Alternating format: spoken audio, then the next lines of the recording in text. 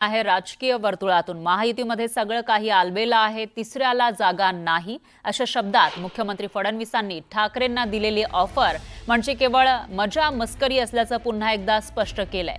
CNN news 18च्या town hall या विशेष कार्यक्रमात ते बोलत होते। यावेळी बोलताना त्यांनी आगामी महापालिका तसंच आपल्या भविष्यातल्या प्लॅन्सवर सुद्धा वक्तव्य केलं। महायुति में न इल्यूजन है न कंफ्यूजन है।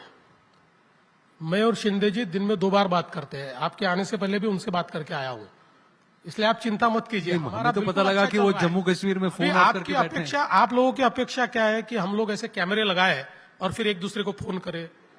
ऐसा थोड़ी होता है, ऐसा थोड़ी चलता है। हमारे बिल्कुल अच्छा समन्वय, आप चिंता मत कीजिए, बिल्कुल कुछ प्रॉब्लम नहीं। ये जो आपने उद्धव जी को न्योता दिया था सदन में, वो क्यों दिया था फिर? ये न्योता कैसा था मालूम है?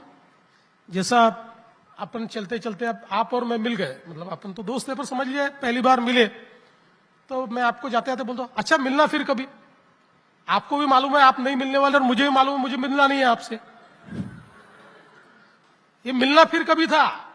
अब मीडिया को इतना भी समझ में नहीं आता तो मैं करूं क्या भाई? जो सभागृह में मजाक चलती है या जो हाउस में एक प्रकार से एक दूसरे की टांग खिंचाई होती है, तो आजकल ये चीजें भी लोग समझते नहीं। अब इसको अगर न्योता मान ले तो ये तो बड़ा आश्चर्य की बात है। तो देखिए, मैं आपको आपके आगे के प्रश्न समाप्त कर देता हूं। हमारे यहां कोई जगह खाली नहीं है, नो। अल्टीमेटली हर पार्टी की अपनी एक क्षमता है जी।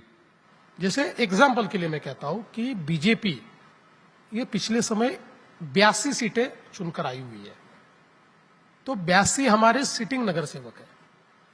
तो आज मुंबई में जो यहां के एमएलएज है उनमें बीजेपी के 15 एमएलए चुनकर आए हैं। सबसे बड़ी पार्टी बीजेपी है जी।